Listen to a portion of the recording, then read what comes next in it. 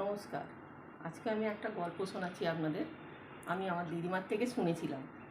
তো আমার দিদিমা গল্পটা বলেছিল যখন, তখন আমার অতটা ভালো লাগেনি। কেন? আমার তখন বয়সটা কম ছিল, তখন আমি বুঝতাম না।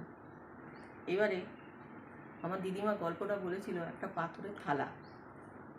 তো পাথরের থালাটা পরিবার ছিল, মধ্যবিত্ত ঘর, তো মোটামুটি ওদের সব কিছুই ছিল। কিন্তু ও ঠাকুমা যেমন, মানে ছেলে, মা আর হচ্ছে নাতি, ঠাকুমাকে খেতে দেয় একটা পাথরের থালা। একটা পাথরের থালায় খেতে দেয়, সেই থালাটা হচ্ছে চারিদিকে টুকটুক টুকটুক করে ভাঙা ভাঙা মতো।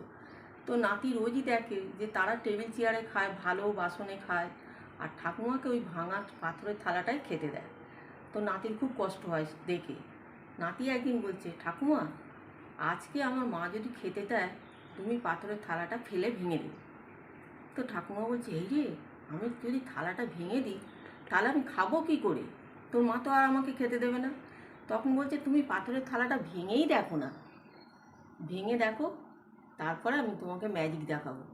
তো ঠাকুমা যথারীতি নাতির কথা শুনে দুপুরে খেতে দিতে আসবে বৌমা, তার আগেই কি করেছে, থালাটা ধুয়ে সামনে দেবে বৌমাকে, তখন থালাটা নিয়ে হাতে করে এমনই করেছে, পড়ে একদম টুকরো টুকরো।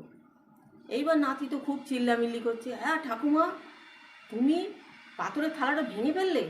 তো ঠাকুমা মনে মনে ভাবছে, আমাকে ভাঙতে বললো, আবার বারণ কেন করছে।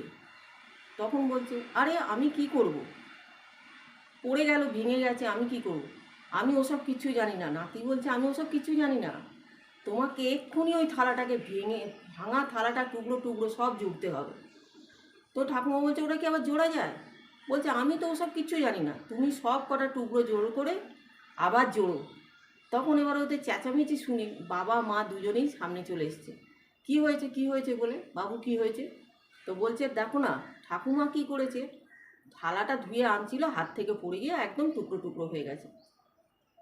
তখন বলছে, আর কি করা যাবে? বলছে, না, ও কি করা যাবে বললে তো হবে না, ওই পাথরের থালাকে জুড়ে রাখতেই হবে। তো বাবা মা বলছে, কি ব্যাপার, ছেলে কেন এত বলছে যে জুড়ে রাখতে হবে?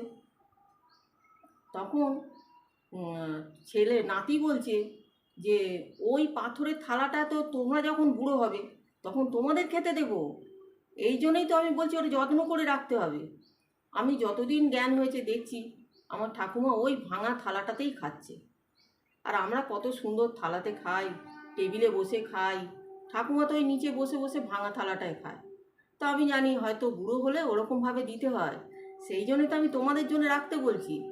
তখন তো বাবা মায়ের টনক নড়ে গেছে, কী ব্যাপার, এ তো পরে আমাদের এরকমভাবেই খেতে দেবে না, এরকম তো চলবে না। তখন মা বাবা ভালো থালা গ্লাস বাটি সব নতুন বের করে একদম ঠাকুমাকে সাজিয়ে গুজিয়ে খেতে দিয়েছে। এবারে ঠাকুমার দিকে নাতি দেখছে খেতে বসে, এক টেবিলে সবাই খেতে বসেছে, নাতি দেখছে আর মুচকে মুচকে হাসছে ঠাকুমার দিকে। তখন ঠাকুমাকে ইশারায় বলছে, দেখলে আমার ম্যাজিকটা, দেখো কীরকম হয়েছে। তাহলে আপনারা ভালো করেই বুঝতে পারছেন যে আজকে মা বুড়ো হয়েছে বলে তাদেরকে ভাঙা থালায় বাজে খাবার, যেটা খাবে না কেউ, সেই ছোট মাছটা, সেই ছোট খাবারটা, সেই খারাপ খাবারটা মাকে দিচ্ছি, কালকে ওই জায়গাটা আমি আসবো, তখন কি হবে, সেটাই আপনাকে দেখানো হলো। হরি বল।